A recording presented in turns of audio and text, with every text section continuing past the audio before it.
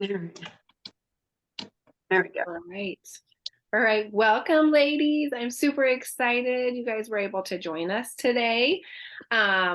We brought our friend Rachel on, and I was listening to her sister's podcast, and that's how I kind of connected with her. And I was like, oh my gosh, this is like the perfect topic for the 21-day challenge that I'm doing in my group, and Victoria's doing a 28-day in her group. So I know a lot of people struggle with stuff right now just because of the inflation of everything from eggs to milk to gas, whatever it is. So I am going to let Rachel introduce herself and tell us a little bit about her and how she got started in this. And then we'll go from there. Okay, cool. Okay. Hi, everyone. My name is Rachel. And like Erica was saying, I am a grocery budgeting coach. So I help families lower their grocery spending. And I'll go more into that and tips and tricks in a second. Where it started for me was I have an Instagram and a TikTok, and I was sharing like budget-friendly, easy meals. I'm a busy stay-at-home mom. I have 4 young kids. And so I was sharing these recipes.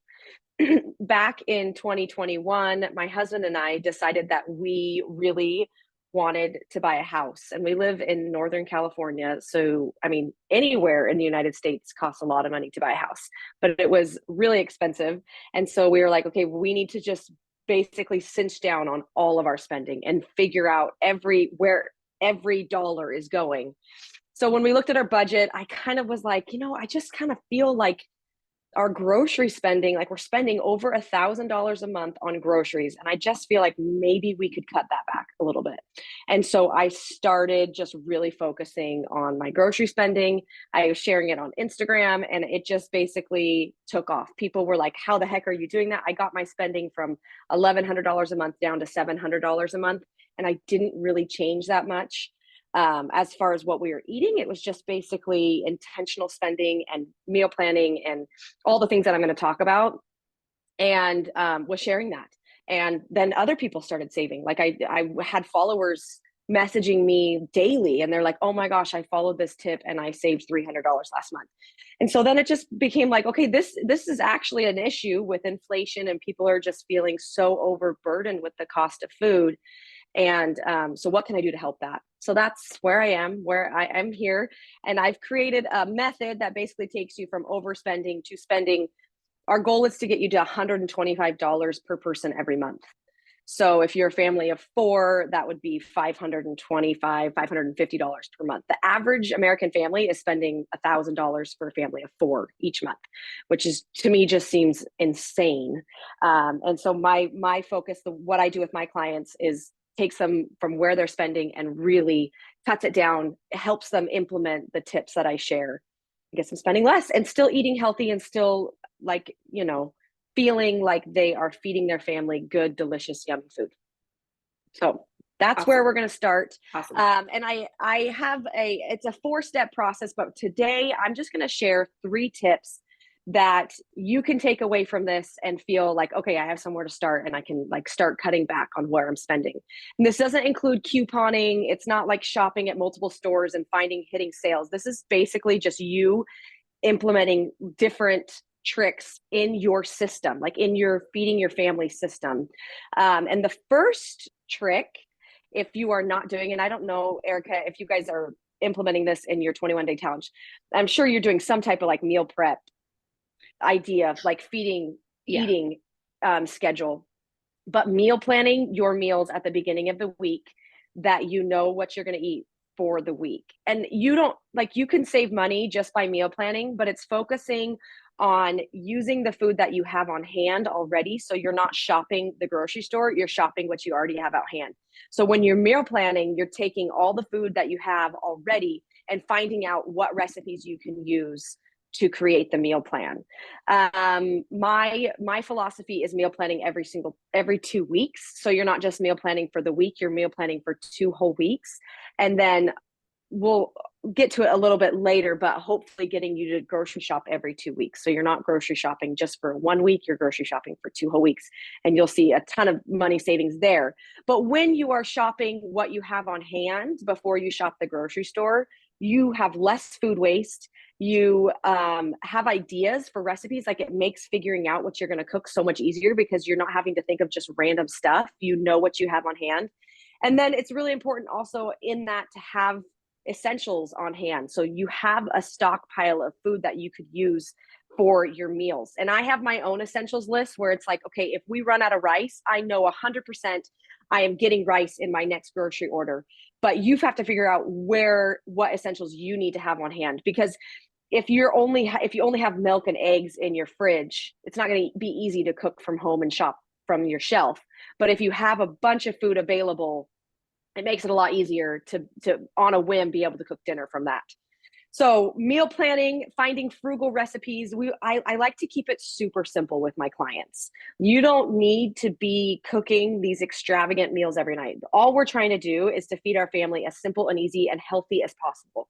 So the way that I set up my meals is all I'm looking for is a protein, a carb, and a vegetable. You just need those three things. You don't even have to have a recipe necessarily. Like, you could just do grilled chicken with quinoa and broccoli. Like, that's a meal. You don't have to have these extravagant recipes to cook from. So that's tip number one. Tip number two is to order your groceries online. A lot of grocery stores are offering this. I mean, as of like COVID, I'd say 2020, the grocery stores are offering you to order your groceries online, show up at the store, they walk your groceries out to you and put them in the car. Now, not only does this save you so much time and energy, especially if you're like me and you have young kids, grocery shopping with young children is like the worst part. It was the worst part of my week. So with grocery shopping online, you super intentional. Like, everything that you are adding to your cart is food that you need. And like, when you're walking down the grocery store, you're like pushing the cart and you walk down an aisle and you're like, oh, I see those chips, I need those chips, or whatever. You're just throwing things into your cart. And you can grocery shop very intentionally in the store with a list, but like, let's be honest, how often do we actually do that? Like, a lot of the times we're just getting whatever looks good, or like whatever we think we need, but in reality we don't need a lot of that food. So when you're ordering online, you have to search eggs, you have to search specific items, and while you're adding them to your cart, you're watching your total. Like, it's a running total at all times. So if you know, okay, my goal is to spend $300 this month on groceries, this grocery trip needs to last me a full week, so I can only spend less than $100 on this trip. You're watching that total as you go and making sure that total is staying beneath a certain number. And if it starts to go over a number, then you kind of reevaluate and say, okay, what's in my cart that I don't actually need? Or can I change up some of my recipes so I don't have to use that high cost item in my grocery cart? It also gives you a lot of flexibility. Like, if you have a grocery budget of $100 and you're at $50 and you're like, hey, maybe this week I want to cook steak for dinner one night. You can buy a more expensive item, or you want to cook with a higher cost produce item or whatever. It gives you more flexibility to really find that grocery budget and fit it with your order. So that, like, honestly, ordering your groceries online, a lot of people will be like, I don't want to do that. I don't really want people to pick out my food for me. But they start doing it and they'll be like, I saved $300 this month. Like, I don't even know how. It was just like magic once you start ordering online. And it will save you a lot of time. One thing I really love about ordering online too is that it helps me not forget items at the grocery store. So like, I walk in with a list and I'm like checking things off when I'm in the store. But sometimes I forget that last week we ran out of cream and we don't have any cream on hand. So in my kitchen, when I'm in my kitchen, I open my fridge and I see, oh my gosh, we're running low on whipping cream. We're going to need that. I'll immediately go to my app and add the whipping cream so that I don't forget it. So there's always a running list of the things that I need in my app. And I order from Walmart because they don't charge for it. And and I like that Walmart has everything that I need. But you can, I mean, a lot of grocery stores will do this. Kroger does it. Aldi does it. Aldi does upcharge for some of their items because they use Instacart. So if you're ordering through Instacart, you have to be careful because sometimes they upcharge. Well, they will upcharge certain items to make a profit. But a lot of grocery stores will do it for free. So I would highly recommend checking that out. And it really does make it so that like I plan my order, I meal plan on Sunday, I grocery order on Sunday night. And then sometimes I'm like, crap, I forgot this thing at 11 p.m. and I can add it to my cart. And then I'll pick up my groceries on Monday morning. And those groceries, I shop every 2 weeks. So I order from Walmart and Sam's Club. Sam's Club offers the same thing. And then I pick up my groceries on Monday. And then I seriously don't have to think about grocery shopping for 2 weeks. Like it just is so convenient that I have all the food I need on hand. Okay, so that's number two. Number one, meal planning. Number two, order your groceries. And number three is to space out your grocery trips. And like I said before, I do my grocery trips every 2 weeks, but you don't have to start there. That's the goal. That's where I always want to get my clients to. But a lot of times I talk to people and they're like, I'm spending, $2,000 for my family of five and I want to cut that. And I say, okay, how often are you going to the grocery store? And they're like, oh, I'm going every couple days. I open my fridge and I think about what I want to eat for dinner and we don't have the food that we want on hand. So I go to the grocery store and then I end up spending $50 because you walk in the grocery store. So we know that the less often you go to the grocery store, the less you'll spend, because every time you walk in, you're buying not only things that you need, but a lot of times you're buying things that you don't need. And so spacing that out and being way more intentional. So that's why you have to have a plan when you're walking into the store. Having that meal plan is super important. So that way you are getting exactly what you need. And a lot of people are like, well, 2 weeks is really a long time. How do I know how much food to get for 2 weeks? So if you're going every couple days, I would say start at a week. Start at trying to buy food for 1 week. And then once you get that successfully, double the food that you purchase for 1 week and just get 2 weeks of it. You don't have to, like, it's not rocket science. If you need 2 gallons of milk for 1 week, then order 4 gallons of milk and that'll last you the 4 weeks, or the 2 weeks. Sorry. A lot of things also, like some people are like, what do I do about perishables? What do I do about food that doesn't last a full 2 weeks? And that's a really good question. First off is a lot of things will freeze. So like if you have milk you can throw in the freezer, defrost. It takes a couple hours to defrost on the counter and you're good to go. Bread, you can freeze. A lot of produce is also like on that second week, maybe after 10 days, you're like, my certain food item isn't going to last. Well, then focus on those last couple days of your 2 weeks. Focus on frozen produce, canned produce. There is a lot of produce that will last a full 2 weeks if you store it correctly. I'm thinking like broccoli, cauliflower, lettuce, like romaine hearts will last that long. So really focusing on those the end of your 2 weeks, really getting those produce items that will last that long. And then, if you're like, I can't do that, that seems super overwhelming, try and just get your meals planned for 2 weeks and just get the food that you need for your meals. And then maybe on that second week, you're going to get the milk and the produce items that you need, that just kind of filling in. But that first week is like your big grocery haul. And then the second week maybe is just like your filler items and you're not really shopping very much. You're just going in and grabbing a couple things that you need. So those are my big 3 tips that awesome. Like if you took those from you right now and implemented those, I think you would be pretty happy about where you're spending. Yeah, absolutely. But Erica, you said some people had some questions and I'm happy to answer any questions for people that are on here right now. Yeah. So I actually had a couple in my group. One was talking about the vegetables, like they live far from town. So how should they go about that? She lives like 20 or 30 miles away from a town and they don't get to town very often. So with the vegetables and fruits, the produce, like you said, I feel like you covered her question. Sure. Yeah. Sure. Yeah. Lots of frozen and canned. Yeah, you can freeze a lot of stuff. So that hopefully would help keep her. And I know you really said like, this isn't really about couponing or anything, but I know one of my gals did have a question about, do you have any suggestions about places to find coupons, like good coupons or? Yes, there's an app. and I can't even think of the name right now. I'll have to message it to you Okay. afterwards, Erica. Yeah, that's But fine. there's an app that basically every Sunday updates for the main grocery stores will update their coupons in there, okay. the sales that they're doing. So you can look through the app and Yeah. find out. I highly recommend. I know people are like think that couponing is the secret to saving money, and there is truth to that. But I highly recommend sticking with one store.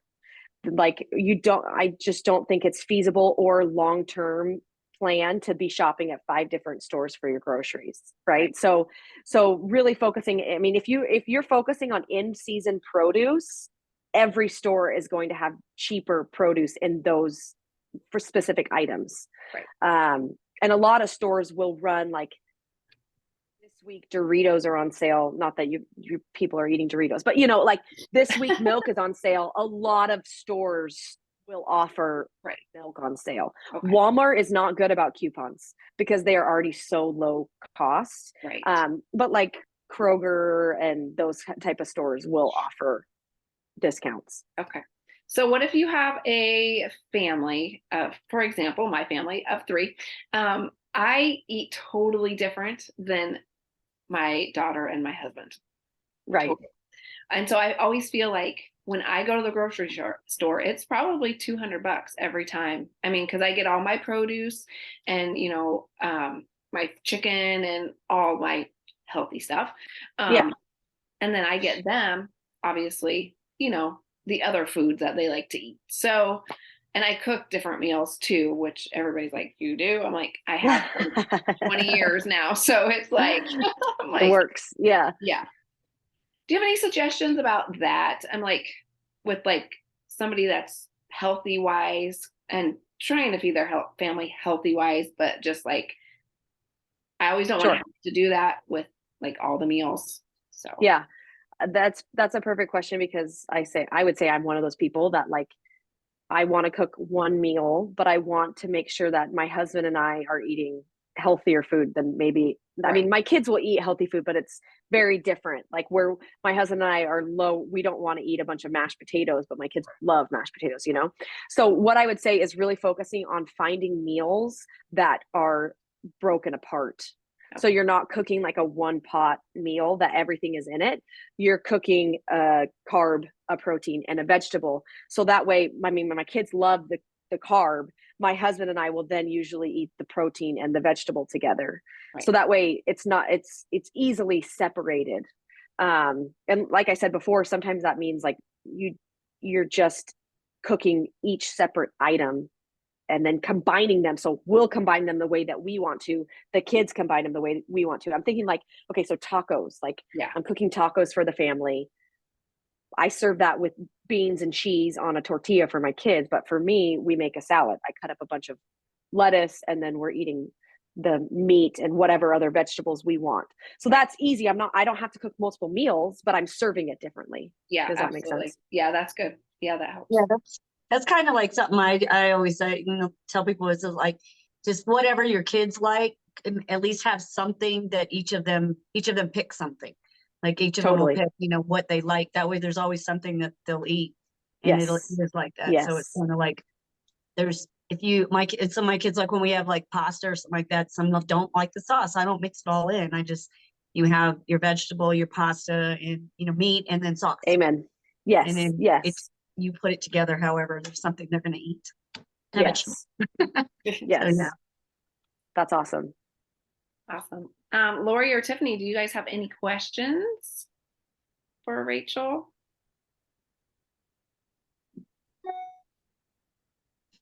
I kind of saw her head. Oh. I don't think so. I don't think my microphone's working. But no, I don't think so. Thank you. Yeah. Thanks, Tiffany. Uh-huh. Okay. All right. I don't know. Victoria, do you have any other questions?